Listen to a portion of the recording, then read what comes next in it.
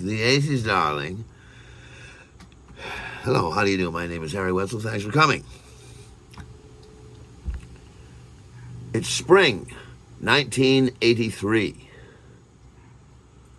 And somehow I am dating a debutante, a rich girl. Her dad is in Who's Who and everything. She's very lovely. She's very sweet. She could kick my ass if she wanted to. Anyhow, we met at work. We were both working at a fancy liquor store on the east side of Manhattan. That's a whole other story. We'll get to that. Anyhow, so this one night, her dad's girlfriend was having a dinner party. And Julie, her name was Julie, and her name was Julie. And and I was her date. And that was down in Brooklyn Heights. I lived in Astoria, Queens. And Julie and her dad lived together on Manhattan. So they said, all right, we'll pick you up at 49th and Broadway, and then we'll all drive down together to Brooklyn Heights. 49th and Broadway was the double R stop. So I would just take my regular subway, the double R, and get off at 49th Broadway. Anyhow. So I'm waiting there. And this fantastic, sleek, black car, a 1940-something Bentley or something like that, pulls up. It's this beautiful car. The window rolls down, and Julie leans out. She says, hey there, baby. You want to ride to Brooklyn? And I ran up to the car, and I'm like, absolutely. And she said, hop in. And so I go over to the side door, and I grab the door, and I'm sort of waiting for her to get out.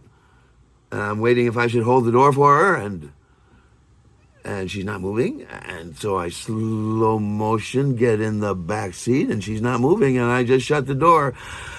I'm sitting in the back seat, and her dad is driving, and she's sitting in the front seat, and I'm in the back seat. All right. All right. And so we drive down to Brooklyn Heights, and actually her father and I are getting along quite famously. He's playing some classical music, and we're both enjoying it. I said, oh, I love this. You know, I love the Handel Sarabande. He was listening to a piece of music that we all knew. It was fantastic.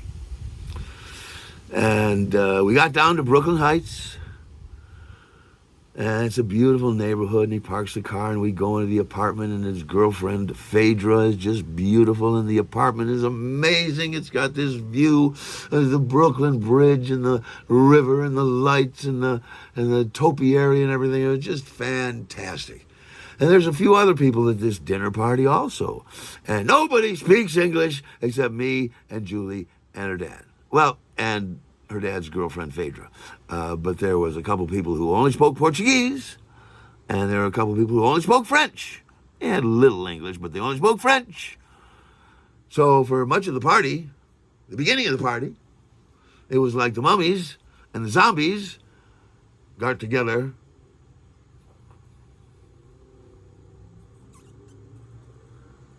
Yeah, and so nothing was happening, and then Phaedra saved the day, and she goes over to the record and puts on some John Coltrane. Oh, okay, and that saved the day. It was fantastic.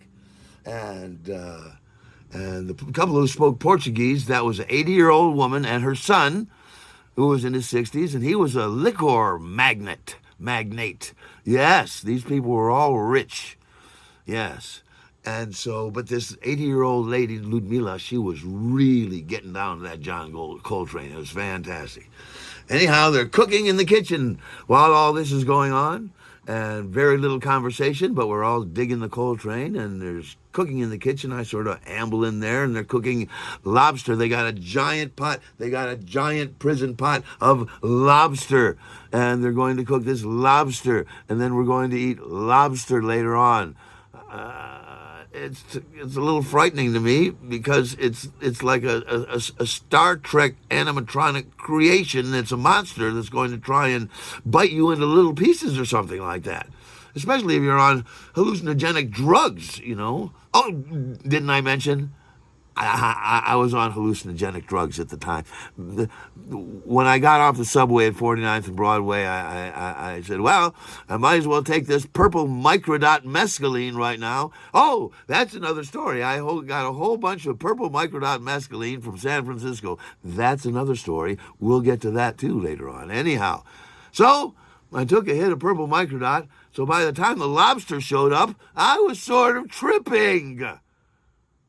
Yes, and I'm terrified, and you're sort of, you're supposed to eat this thing, this alien life form, and I'm sort of jabbing at it with my fork and knife. And Ludmila, oh, she was the lobster queen of the night. She went a pile of shells and a pile of lobster. It was just fantastic. Anyhow, I eventually worked my way through the claws, and I worked my way through the tail. And, you know, when you're on hallucinogenics, you're not interested in eating that much. Not really. So I did the best I could. And anyhow, we got through dinner, thank heavens for that. And there was a certain amount of awkward not conversation because people only know Portuguese or French and all that stuff. And at one point, Ralph, the Portuguese guy, the old 60-year-old Portuguese guy, and 60 seemed old to me at the time. Anyhow, he gave her a bottle of, really fancy bottle of wine. And she was so sweet. She was so cute. And she walked across the floor with her short skirt and her long legs, and she had the bottle of wine, and she sort of embraced it, and she walked back and sat down. She was so sweet and so cute. I'll always remember that. Anyhow, so it's time for the party to end, and I am tripping my brains out. It's fantastic. I'm in a great mood. Everyone is beautiful, and everyone is funny, and, you know, and I'm just in a terrific mood, and we go, and okay, now we're going to drive back to Manhattan. Maybe I can sit in the back seat with Julie. No. She got in the front, and she said, hop in the back. And I got in the back, and then we were driving, and as we were driving over the Brooklyn Bridge on our way back to Manhattan, on the way to drop me off at 49th and Broadway, we were going over the Brooklyn Bridge, and that same classical tape was playing in his refurbished 1983 cassette deck in his 1940-something Bentley, so that he could listen to this music. And they're playing the Moray Rondo, which you may remember as the Masterpiece Theater theme. It's such a beautiful piece of music, and I'm sitting in the back of the truck, in the back of the Bentley. I'm looking out the window, and I'm leaning, and I'm looking at the Brooklyn Bridge. I'll never forget it.